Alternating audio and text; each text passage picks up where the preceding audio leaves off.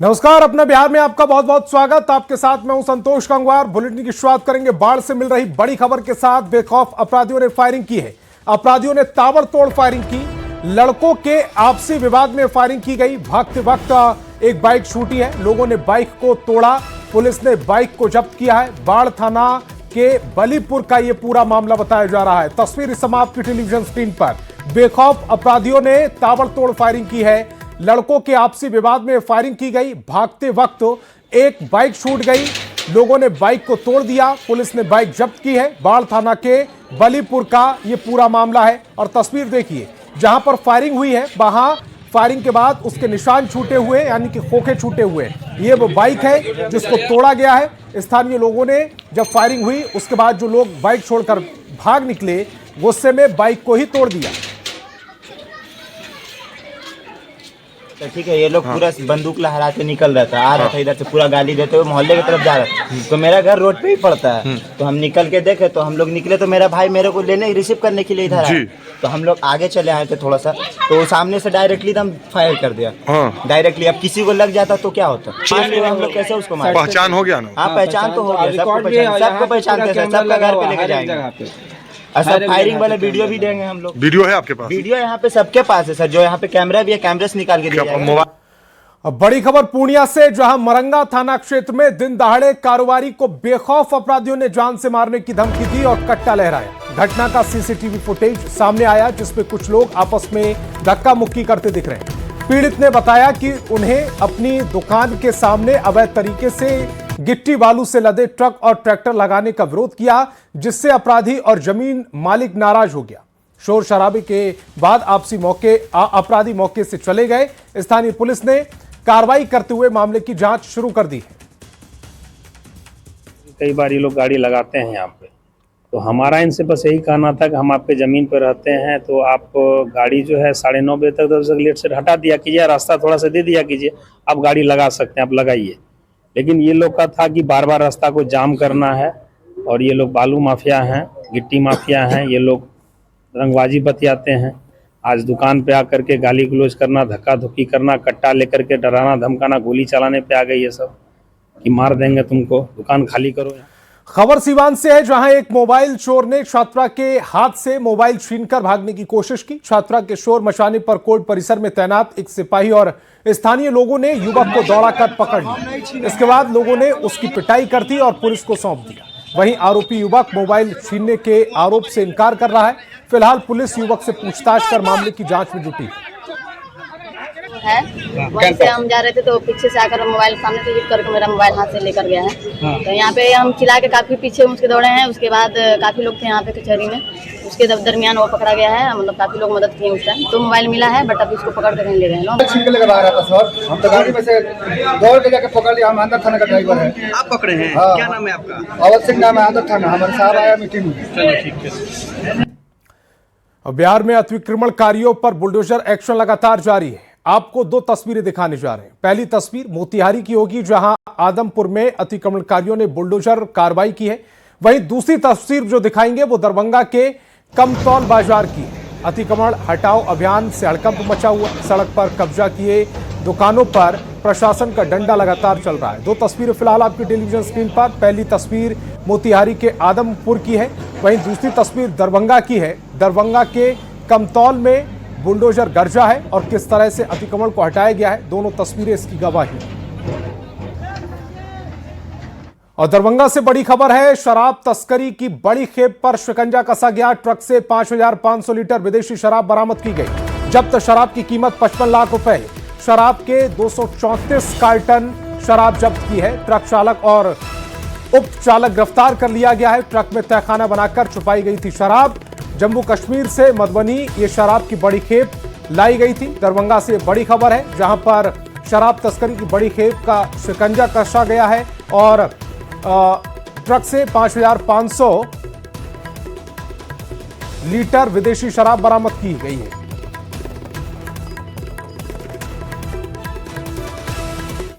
बड़ी खबर कटिहार से है, जहां एक परिवार से सनातन धर्म में घर वापसी कर ली गई। कोड़ा विधानसभा में सुदूर गांव मखदूमपुर गांव में एक परिवार से घर वापसी की गई है।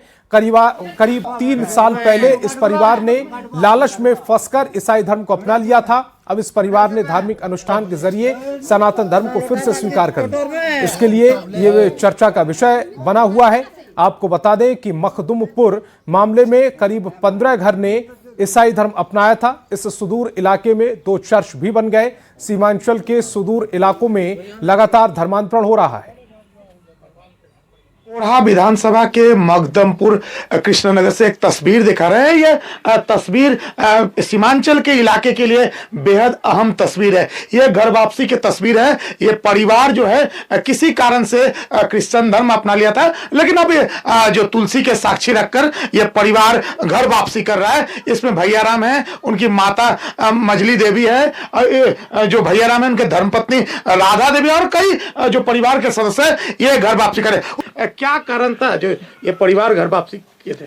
ये लोग धर्मांतरण जो हमारे समाज में कुछ क्रिश्चियन के लोग जो है उसके एजेंट हैं, वो लोग कुछ लोभ दे देते हैं, जैसे स्वास्थ्य का या पढ़ाई का या कुछ पैसे दे करके वो लोग जो धर्मांतरित कर लेते हैं। कोई भी लोभ लालच या डर से अगर धर्मांतरण होता है वो तो गलत है। आप लोग भी इसके गांव में विरोध गलत है।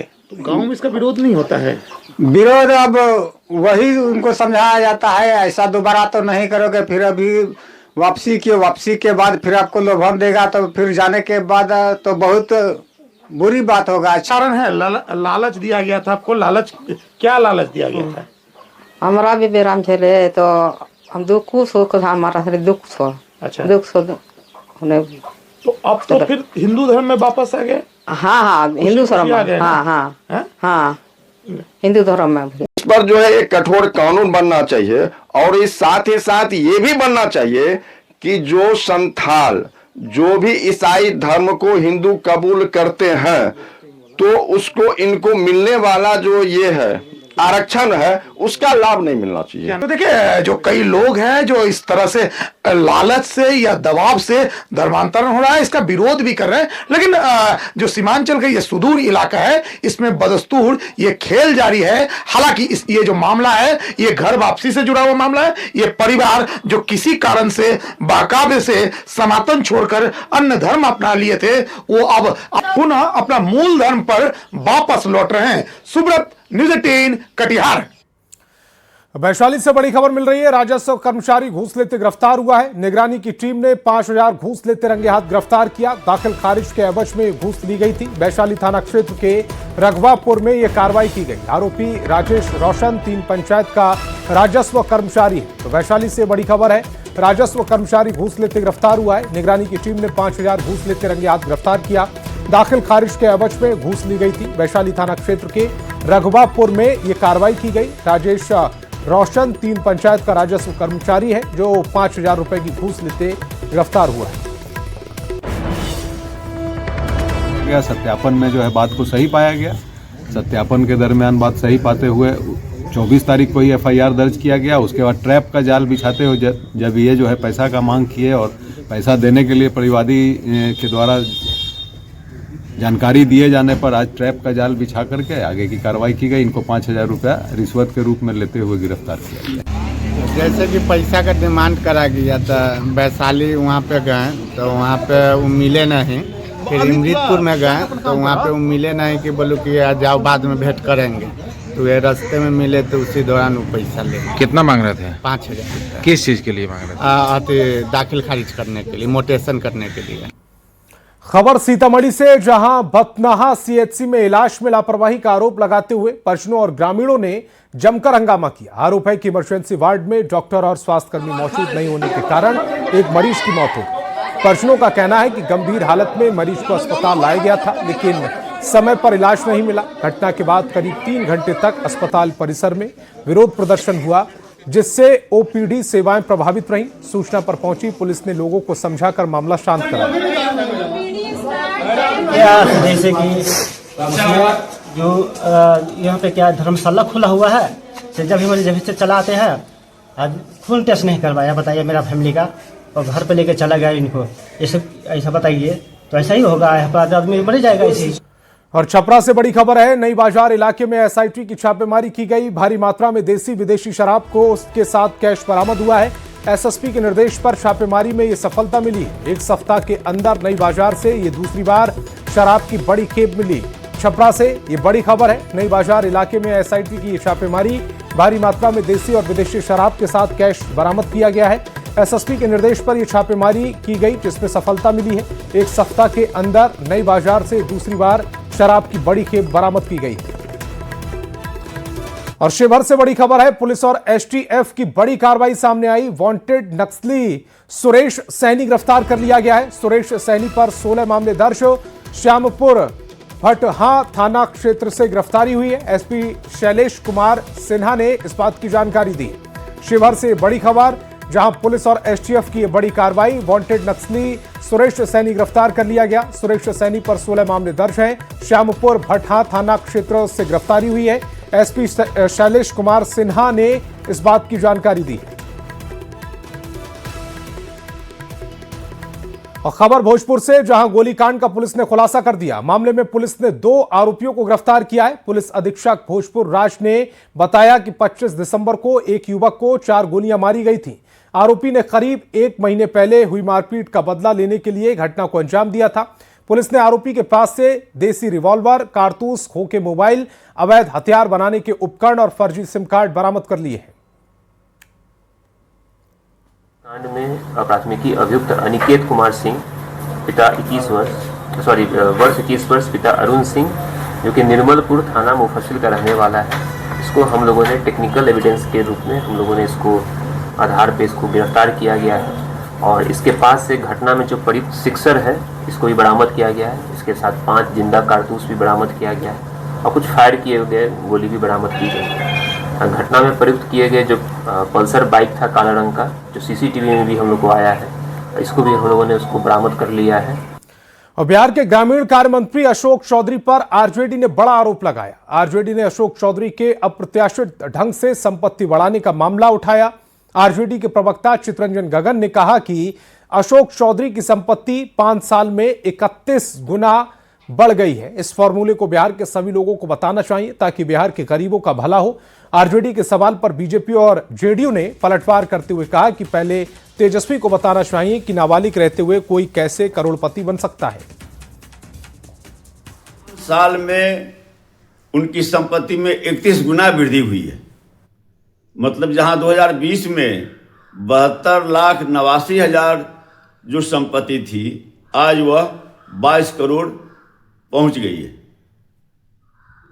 2020 में जहां वे बिहार सरकार के सबसे कम संपत्ति वाले मंत्री थे, आज 2026 में टॉप टू सेकंड है। यदि उस फार्मूले को, जिस फार्मूले के तहत 5 वर्षों में उनकी संपत्ति में 31 गुना वृद्धि हुई है, अगर वह बता देते तो बिहार का बहुत बड़ा कल्याण होता। क्या एक दलित को संपत्ति का अधिकार नहीं है क्या? लालू यादव जी का महुआ बाग का बंगला, कौटिल्य नगर का बंगला, चाहे वो म्यूजियम के सामने जो व्हाइट हाउस है, क्या वो चुनावी हलफनामा में लालू प्रसाद यादव जी कहीं दिखाए हैं क्या? आरजेडी की प्रवक्ता के इस बयान का घनघोर निंदा करता हूं। अशोक चौधरी जी ने कितनी संपत्ति बनाई है, कितनी नहीं बनाई है, उनके हलफनामे में दर्ज है। पहले उनको अब ये गुर सीखना हो तो तेजस्वी यादव से गुर सीखना चाहिए कि बचपन में ही कैसे अरबपति हुआ जाता है। लालू यादव से सीखना चाहिए घोटाला करके कैसे लोग बिहार का धन लूटते हैं। तेजस्वी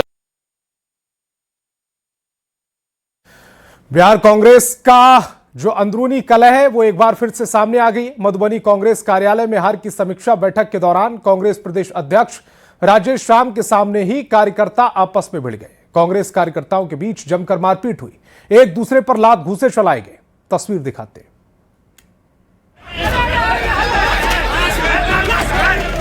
बिहार में कांग्रेस का क्या हाल हो गया है, इन तस्वीरों के जरिए आसानी से समझ सकते हैं। प्रदेश कांग्रेस अध्यक्ष के सामने ही कार्यकर्ता जूतम पैजार कर रहे हैं। मधुबनी कांग्रेस कार्यालय में कार्यकर्ता आपस में भिड़ गए, कुर्सियां फेंकी जा रही है। एक दूसरे पर लात और भूसे जलाए जा रहे हैं। प्रदेश अध्यक्ष राजेश राम के सामने ही लाठी चल रही है। कांग्रेस का दफ्तर रण क्षेत्र में बदल गया है। दरअसल कांग्रेस पार्टी हार की समीक्षा करने बैठी थी, लेकिन समीक्षा बैठक के दौरान कांग्रेसी कार्यकर्ता आपस में भिड़ गए और जमकर लाठियां चलने लगी। हैरानी की बात तो ये है कि ये सब कुछ हुआ बिहार कांग्रेस के प्रदेश अध्यक्ष राजेश राम और वरिष्ठ नेता शकील अहमद खान के सामने। बवाल इतना हुआ कि कई कांग्रेस के कार्यकर्ता घायल हो गए। बैठक में हार के कारण और जिम्मेदारी तय करने को लेकर तीखी बहस चल रही थी। इसी दौरान दो गुट आमने सामने आ गए। माहौल बिगड़ता देख प्रदेश अध्यक्ष राजेश राम ने हालात संभालने की कोशिश की, लेकिन तब तक हालात बेकाबू हो चुके थे। कांग्रेस दफ्तर में हंगामा और बवाल की इन तस्वीरों ने बिहार कांग्रेस में गुटबाजी और अनुशासन पर एक बार फिर सवाल खड़े कर दिए हैं। चुनाव में करारी हार के बाद कांग्रेस पार्टी आत्ममंथन कर रही है, लेकिन कांग्रेस कार्यकर्ताओं की इस जूतम पहचान ने कांग्रेस में आपसी कलह को फिर सामने ला दिया है। न्यूज़ 18 के लिए मधुबनी से प्रशांत कुमार झा की रिपोर्ट। बिहार के कृषि मंत्री रामकृपाल यादव एक्शन मोड में हैं। रामकृपाल यादव ने कहा है कि वो किसानों की किसी समस्या में नहीं पड़ने देंगे। खाद और उर्वरक का पर्याप्त स्टॉक है, नियमित रूप से आपूर्ति की जा रही है, किसानों को घबराने की जरूरत नहीं है। कृषि मंत्री ने किसानों से अफवाहों पर ध्यान न देने की अपील की। जैसा कि मैंने कहा, उर्वरक की कोई कमी नहीं है, पर्याप्त स्टॉक है, उपलब्ध है और हम नियमित रूप से आपूर्ति जारी रखने का काम किया है। किसान किसी तरह से कोई घबराहट करने की ज़रूरत नहीं है। अफवाहों पर ध्यान न दें कि यहाँ कुछ हो गया वहाँ कुछ होगा। सरकार हर तरह से उचित मूल्य पर उर्वरक पे ले, उसके लिए लगातार प्रयास करी है। किसान हमारे लिए केवल लाभार्थी नहीं हैं, हमारे अन्नदाता हैं। खबर पटना से, जहां रविंद्र भवन में बीजेपी महिला मोर्चा की तरफ से मातृशक्ति का आभार समृद्ध बिहार का आधार कार्यक्रम आयोजित किया गया है। इस मौके पर डिप्टी सीएम विजय सिन्हा, विधानसभा अध्यक्ष प्रेम कुमार, मंत्री दिलीप जायसवाल, मंत्री श्रेयसी सिंह और मंत्री आनंद शंकर समेत कई नेता और महिला कार्यकर्ता मौजूद रहे। सभी अतिथियों ने मातृशक्ति को सराहना की है और राज्य और केंद्र सरकार की महिलाओं के लिए चलाई जा रही योजनाओं की साझा जानकारी और उन्हें हर संभव समर्थन देने का भरोसा दिया। और राज्य की ओर से विभिन्न योजनाओं, कार्यक्रमों और विकास संबंधी गतिविधियों के तहत कम से कम 30% धनराशि महिलाओं के लिए निर्धारित की जा रही है। विभिन्न लाभार्थी उन्मुख कार्यक्रम योजनाओं का लाभ उन तक पहुंचना सुनिश्चित करने के लिए महिला स्वयं सहायता समूहों के गठन पर जोर दिया जा रहा है। और गोपालगंज से महिला सशक्तिकरण और खेल भावना को बढ़ावा देने वाली एक खास पहल सामने आई। बरौली हाई स्कूल मैदान में जीविका दीदियों की एक दिवसीय क्रिकेट प्रतियोगिता का आयोजन किया गया, जहां महिलाओं का जोश और आत्मविश्वास साफ नजर आया। बरौली हाई स्कूल मैदान में आज का नजारा कुछ अलग था। क्रिकेट के मैदान पर इस बार खिलाड़ी थी जीविका दीदियां, जो पूरे जोश और उत्साह के साथ मैदान में उतरी। कार्यक्रम का उद्घाटन जिलाधिकारी पवन कुमार सिन्हा और पुलिस अधीक्षक ने दीप प्रज्वलित कर और फीता काट कर किया। इसके बाद डीएम ने खिलाड़ियों से मुलाकात की और फिर उनका उत्साह बढ़ाया। इस क्रिकेट प्रतियोगिता में जिले के विभिन्न प्रखंडों से आई जीविका दीदियों की टीमों ने भाग लिया था। मैदान पर चौको छक्कों के साथ साथ अनुशासन और टीम वर्क की भी झलक साफ नजर आई। मैच के दौरान दर्शकों में भी जबरदस्त उत्साह देखने को मिला। जीविका दीदियों का ये आत्मविश्वास और खेल के प्रति लगाव महिला सशक्तिकरण की मजबूत तस्वीर पेश करता है। न्यूज़ 18 के लिए गोपालगंज से गोविंद कुमार की रिपोर्ट।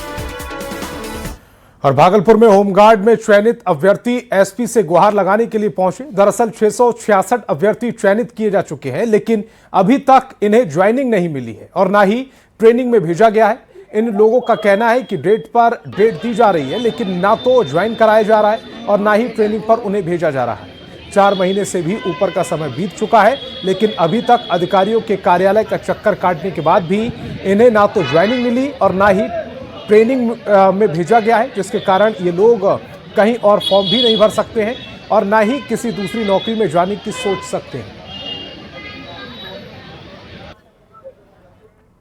तो इस बुलेटिन में फिलहाल इतना ही। आप देखते रहिए न्यूज़ 18 बिहार झारखंड।